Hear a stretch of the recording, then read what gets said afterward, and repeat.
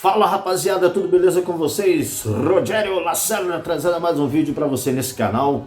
E hoje eu quero falar de um álbum clássico, hoje dissecando aqui um álbum clássico, você já viu pelo título, o álbum de uma das minhas bandas favoritas, Supertramp, álbum de 1974, lançado em outubro de 1974, chamado Crime of Century. O álbum que foi gravado aí entre janeiro e junho de 1974, o primeiro a ser produzido pelo Ken Scott, que veio a ser um produtor que participou de vários discos da banda a partir desse, né? Esse disco ele foi gravado em vários estúdios diferentes, entre eles foi gravado no Trident, no Rampart, Scorpio Sound, todos em Londres. O empresário dele, chamado Dave Margerison, decidiu pegar a banda e levar para uma fazenda no interior da Inglaterra, a fazenda do século XVII, para ensaiar material novo. O que acontece, contextualizando você? Supertramp foi criado ali pelo Rick Davies no final de 60, né? Ele era empresariado por um holandês chamado Stanley August Miezeguys. Desculpa aí, galera, aí, pelo pronúncia desse cara, mas holandês, nome esquisito. E o que acontece? O Rick Davies colocou um anúncio no jornal Melody Maker, que é um jornal, né, musical, e o Roger Hodgson decidiu aceitar esse convite e entrar para a banda agora, a nova banda do Rick Davies, Supertramp. Rick Davies era um pianista aí, voltado para o jazz, né, mas gostava de rock, e o Roger Hodgson tinha sua veia mais pop e progressiva. Ele tinha aquela voz aguda que você conhece muito bem, guitarrista e tecladista de primeira grandeza. E tinha outros integrantes aí na primeira formação do Supertramp. Eles gravaram um disco chamado Supertramp mesmo, né? O primeiro, que não deu em muita coisa, apesar de ser um disco muito legal. Depois gravaram o segundo disco chamado Indelibly Stamped, que também não deu em nada com essa mesma formação. E o que acontece? O Rick Davies e o Roger Hodgson decidiram abandonar tanto essa formação e continuar juntos, e também saíram fora do seu empresário holandês, que tinha um apelido de Sam. Aí decidiram um outro caminho. Eles ainda na A&M, que é a gravadora deles, através do grande empresário na época, o David Margerison, decidiram contratar uma nova banda e ir para essa fazenda no interior de Londres do século XVII para gravar material novo. Nisso eles contrataram agora um saxofonista, aliás, multi-instrumentista, chamado John Halliwell, que é responsável pelo sucesso da banda com seus solos de saxofone, né? Imagina as músicas do Supertramp sem aqueles solos espetaculares do John Halliwell. Não temo em dizer isso. Também contrataram aí um baixista competente demais chamado Doug Thompson, eu gosto muito do Doug Thompson, e o único americano da banda, o Bob Siebenberg, né? Já que a banda é inglesa. O que acontece? Dali, frustrados com a falta de sucesso dos seus primeiros discos, agora com a nova formação, eles se trancaram para ensaiar as novas músicas. O Roger Hodgson e o Rick Davies compuseram em torno de 42 músicas, na qual 6 músicas foram utilizadas em um disco, em um filme na época chamado Extreme. Utilizaram somente 8 músicas para o disco, né, que viria a ser o Crime of Century, e algumas músicas foram lançadas depois no Crisis, What's Crisis, e no The Last Famous World, o último disco com essa formação. Inclusive tem uma música do segundo disco do Roger Hodgson, o disco High High High, que é a Land Ho, que segundo a lenda faz parte dessas 42 composições ali que foram criadas para o disco Crime of Century. Está ali a banda, né, dentro dessa fazenda gravando. Eles foram em seguida para 3 estúdios lá em Londres para fazer a gravação do disco entre janeiro e junho de 1974. Eles foram para o Trident, Rampart e Scorpio Sound em Londres, e dali você sabe que saíram pérolas fantásticas, né? O disco abre com a fantástica School, que é uma música extraordinária, musicaço. Antes de continuar falando, o esquema aqui contratual da banda era o seguinte, né? O Roger Hodgson e o Rick Davies, eles, cada um, faziam suas próprias músicas, cada um com a sua própria identidade, com a sua própria cara.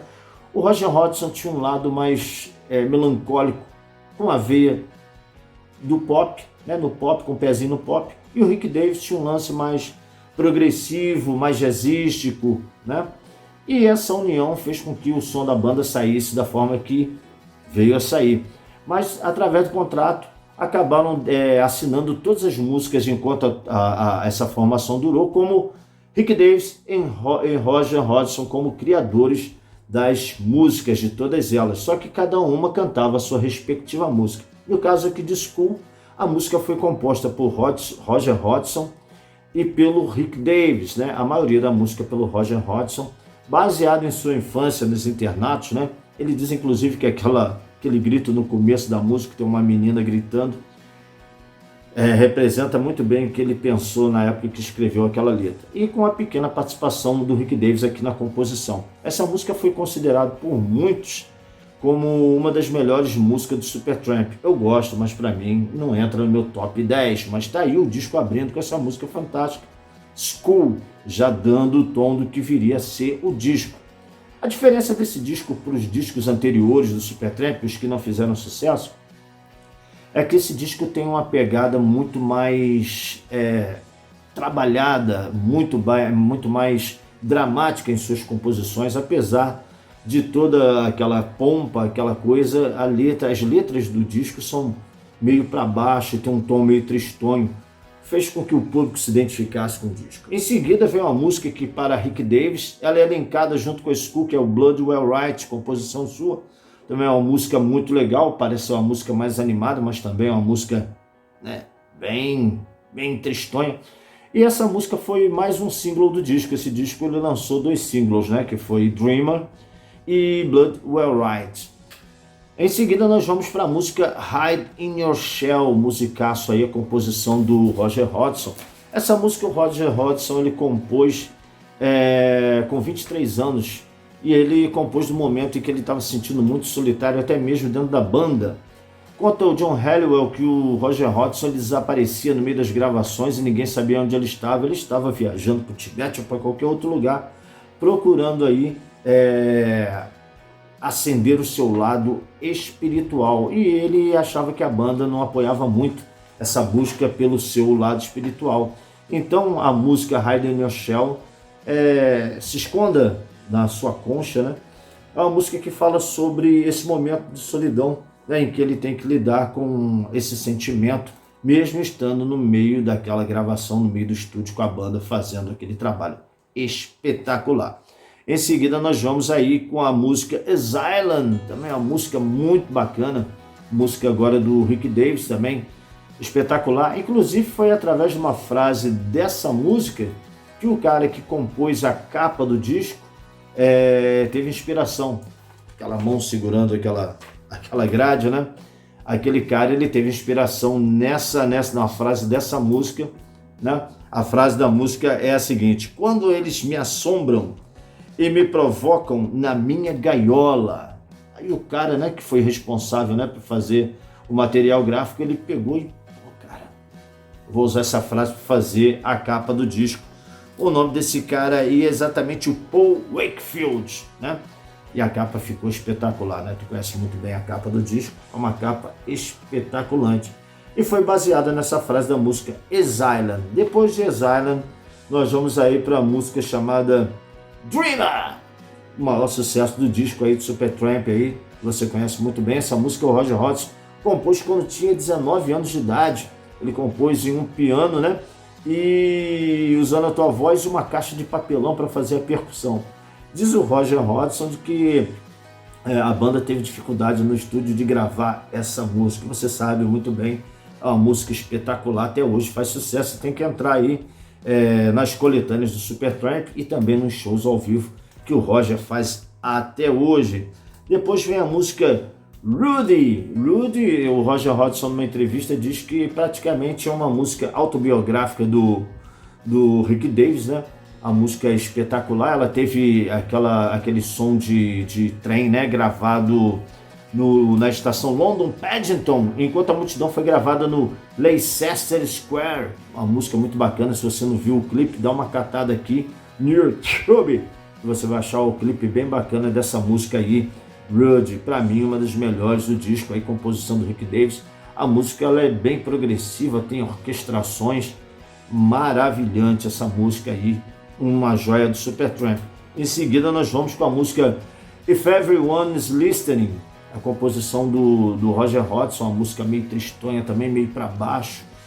Essa música inclusive ela foi regravada por um cara chamado Michael Ball em 2014, que usou, né, além da música, usou o título da música para dar nome ao seu disco de 2014, o Michael Ball, né? If Everyone Is Listening. Essa música ela é tirada de um ditado que fala As You Like It, como você gostar, né? Esse ditado fala assim, ó: todo mundo é um palco e todos os homens são meros artistas, né? Ou no inglês, jogadores, mas quando se fala em palco, estamos falando de artistas. Então, a letra dessa música foi baseada nisso. E para fechar o álbum, a faixa título, que a banda inteira considerava a música mais forte, né, do disco, então quiseram batizar o disco com o nome dessa música, Crime of Century. Aqui uma composição do Roger Hodgson e do Rick Davis. Em algumas entrevistas lá na frente, o Roger Hodgson atribui a composição dessa música somente a Rick Davis, mas segundo, né, o empresário, né, que eu já falei, o David Margerson, essa música é dos dois. É um musicaço, né, que conhece muito bem a música Crime of Century, e esse disco realmente veio a trazer o Supertramp para o estrelato merecido, que os outros dois primeiros não deram em nada. O disco ele foi, cara, disco de diamante no Canadá, vendeu mais de 1 milhão de cópias. Também arrebentou também na Alemanha, ele arrebentou na França, na Austrália, em todo o Reino Unido.